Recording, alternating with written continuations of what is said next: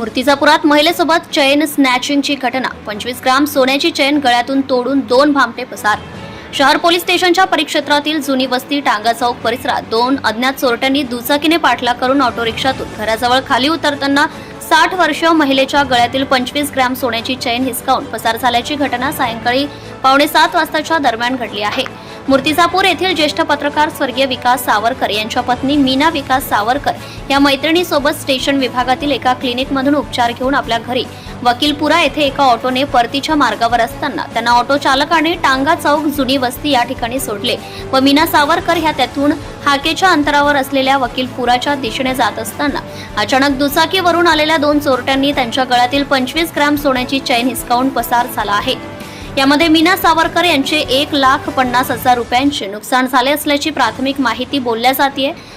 तर या घटनेची माहिती मिळताच मूर्तिजापूर शहर पोलीस स्टेशनचे निरीक्षक अजित जाधव यांच्या मार्गदर्शनात चोरट्यांचा शोध घेण्याकरिता एक पथक रवाना करण्यात आले असून प्रत्यक्ष घटनास्थळी जाऊन पोलीस पंचनामा करीत आहे. तर वृत्त लिहिस्तोवर गुन्हा दाखल करण्याची प्रक्रिया सुरू होती. सत्यशोधक न्यूज चॅनलसाठी मूर्तिजापूर तालुका विषय प्रतिनिधी Sandeep Rathod. Subscribe now and press the bell icon. Never miss an update.